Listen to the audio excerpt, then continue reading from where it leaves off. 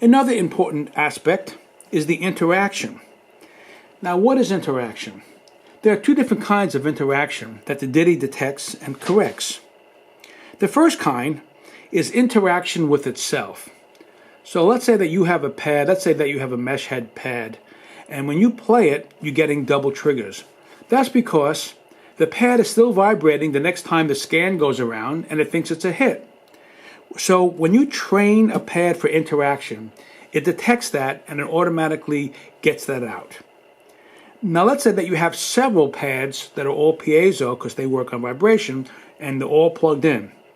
When you train a pad, what it does is that when you smack the pad, it listens to all the other triggers.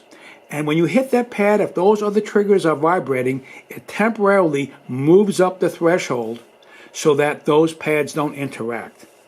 And every single pad has its own interaction matrix. It's another fantastic, very powerful feature within the Diti. An interaction is very easy to do. You simply push the button. It says tap the pad. You tap the pad. Now it says train envelope. Here's an important thing. You hit the pad and you wait a second or so. This way it's looking at all the inputs. Now if you see lights dancing across on the Diti, don't worry about it. That's the Diti doing its thing, scanning. But when you do that, the Diti now has taken care of two things: interaction with itself and interaction with adjacent pads.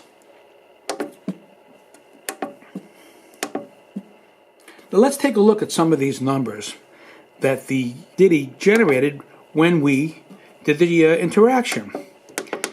Now the most important one is this, the envelope duration. The envelope duration is how long it needs to create an envelope to prevent a false trigger. Now sometimes this could be pretty high, especially if you're using a mesh head or a piezo on a noisy snare drum.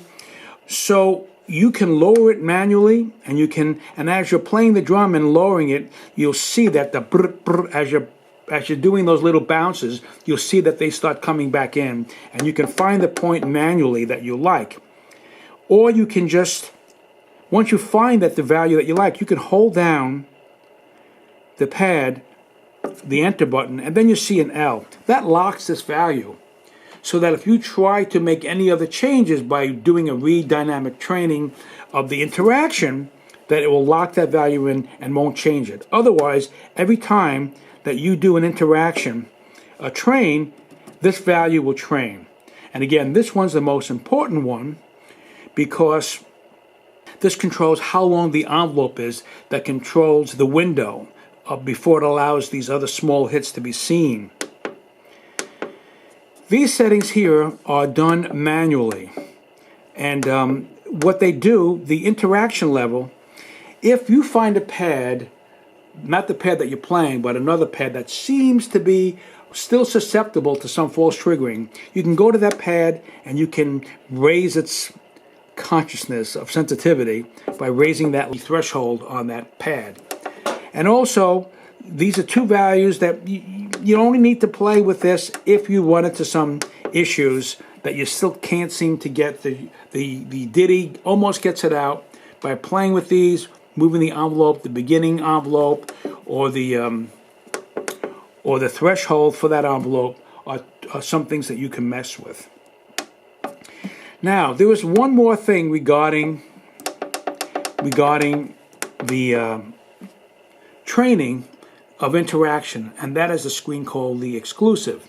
If you have two piezos on the same input and you just can't seem to knock it out because they're so, when you hit one, the other one is almost as loud, by setting the exclusive to yes, what it does, it only lets one sound at a time go through, and that's the biggest one.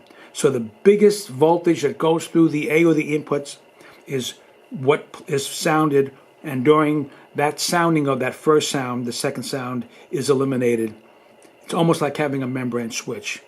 This is a draconian thing to do if you just can't seem to get out the interaction on a piezo pad.